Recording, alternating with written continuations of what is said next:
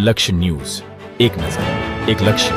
Dabhoi senior citizen પરિવાર ડભોઈ દ્વારા બ્રાહ્મણની વાડી ખાતે સભાસદોના જન્મોત્સવ કાર્યક્રમ તેમજ વર્ષ દરમિયાન સંસ્થા થકી સેવા કાર્યોમાં પોતાનું યોગદાન આપનાર એવા દાતાઓના સન્માનને લઈ વિશિષ્ટ કાર્યક્રમનું આયોજન કરવામાં આવ્યું છે। આ પ્રસંગે 12 જેટલા દાતાઓનું સન્માન કરવામાં આવ્યું। સાથોસાથ ફેબ્રુઆરી માસમાં આવતા સભા સુધારા જન્મદિવસ નિમિત્તે તેમને વિશિષ્ટ ગિફ્ટ તેમજ સન્માન કરી જન્મોત્સવની ઉજવણી કરવામાં આવી હતી।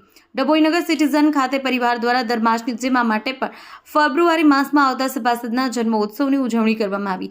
સાથોસાથ સંસ્થામાં વિવિધ સેવા કાર્યો કરવામાં દાન આપવા દાતાશ્રીઓનું પણ સન્માન પ્રસંગે કરવામાં આવ્યું। સંસ્થાના મહામંત્રી બળવંતસિંહ ચુડાસમા દ્વારા સમગ્ર કાર્યક્રમનું સંચાલન કરવામાં આવ્યું। આ પ્રસંગે ફેબ્રુઆરી માસમાં જે સભાસદોનો જન્મદિવસ આવે છે તેમનું સાલ ઓઢાડી અને વિશિષ્ટ ભેટ આપી સન્માન કરવામાં આવ્યું હતું। આ પ્રસંગે મોટી સંખ્યામાં સિનિયર સિટીઝન પરિવારના સભ્યો ઉપસ્થિત રહ્યા હતા। રિપોર્ટર આતિશી ઠાકોર, ડભોઈ। આજ રોજ રવિવાર તારીખ 8/2/26ના દિવસે ડભોઈ બ્રાહ્મણની વાડીમાં સિનિયર સિટીઝન્સ પરિવાર ડભોઈ દ્વારા એક જન્મોત્સવ કાર્યક્રમનું સરસ મજાનું આયોજન કરવામાં આવેલ હતું। તેમાં ફેબ્રુઆરી માર્ચ માસમાં આવતા સભાસદોના જન્મોત્સવનું ઉજવણીનો કાર્યક્રમ રાખવામાં આવેલ હતો। સાથે સાથે ડભોઈ સિનિયર સિટીઝન પરિવારના સેવા કાર્યોમાં દર વર્ષે જે દાતાઓ આપણને દાન આપે છે તે દાતાઓનું સાલ ઓઢાડીને સન્માન કરવાનો એક વિશેષ કાર્યક્રમ પણ આ સાથે ગોઠવવામાં આવેલો હતો।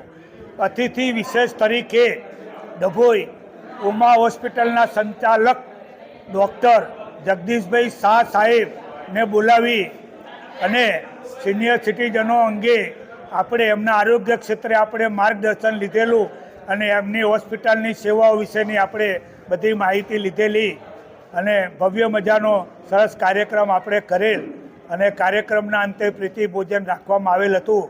કાર્યક્રમમાં દરેક સભાસદોને એક વિશિષ્ટ ગિફ્ટ આપવામાં આવેલ અને જન્મોત્સવવાળા સભાસદોને પણ એક વધારાની ગિફ્ટ આપવામાં આવેલ અને આનંદથી ખુશીથી કાર્યક્રમ ઉજવીને બધાય છૂટા પડે।